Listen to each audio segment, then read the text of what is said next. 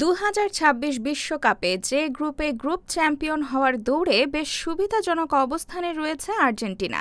আগামী সোমবার অস্ট্রিয়ার বিপক্ষে ম্যাচে জয় পেলে এবং অন্য একটি ম্যাচের ফল নিজেদের পক্ষে এলে এক ম্যাচ বাকি থাকতেই গ্রুপ সেরা হয়ে নকআউট পর্ব নিশ্চিত করতে পারবে লিওনেল স্কালোনির দল। আর্জেন্টিনার গ্রুপ চ্যাম্পিয়ন হতে হলে প্রথম শর্ত হলো অস্ট্রিয়ার বিপক্ষে জয়। এরপর তাকিয়ে থাকতে হবে গ্রুপের অন্য ম্যাচের দিকে, যেখানে জর্ডানের বিপক্ষে আলজেরিয়ার ফলাফল গুরুত্বপূর্ণ ভূমিকা রাখবে। যদি আলজেরিয়া জর্ডানকে হারাতে না পারে, অর্থাৎ জর্ডান ম্যাচটি জিততে না পারে, তাহলে আর্জেন্টিনা এক ম্যাচ বাকি থাকতেই 6 পয়েন্ট নিয়ে গ্রুপের শীর্ষে উঠে যাবে এবং অন্যদের ধরাছোঁয়ার বাইরে চলে যাবে।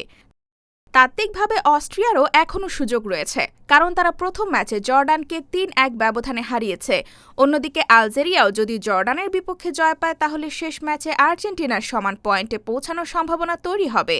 তবে এখানেই এগিয়ে থাকবে আর্জেন্টিনা। পয়েন্টের দিক থেকে তাত্ত্বিকভাবে অস্ট্রিয়ার সামনে এখনও সুযোগ থাকবে, কারণ তারা প্রথম ম্যাচে জর্ডানকে 3-1 ব্যবধানে হারিয়েছে। আবার আলজেরিয়াও যদি জর্ডানকে হারিয়ে দেয়, তবে শেষ ম্যাচে আর্জেন্টিনার সমান 6 পয়েন্ট করার সুযোগ থাকবে আফ্রিকান দলটি।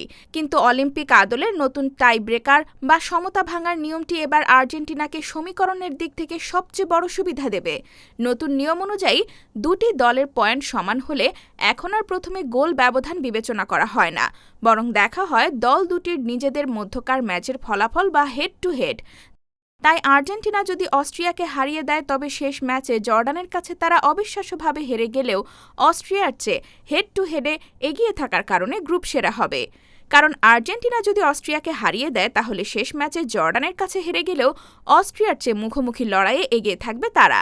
একইভাবে আলজেরিয়ার ক্ষেত্রেও একই নিয়ম কার্যকর হবে। যদি আলজেরিয়া শেষ পর্যন্ত 6 পয়েন্টে পৌঁছেও যায়, তবুও প্রথম ম্যাচে হারের কারণে আর্জেন্টিনার নিচে থাকবে তারা।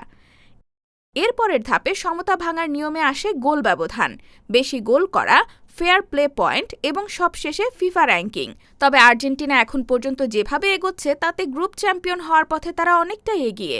সব মিলিয়ে কাগজে কলমে জর্ডান এই গ্রুপের তুলনামূলক দুর্বল দল হওয়ায় আর্জেন্টিনার জন্য শীর্ষস্থান নিশ্চিত করার পথ আরও সহজ হয়ে গেছে।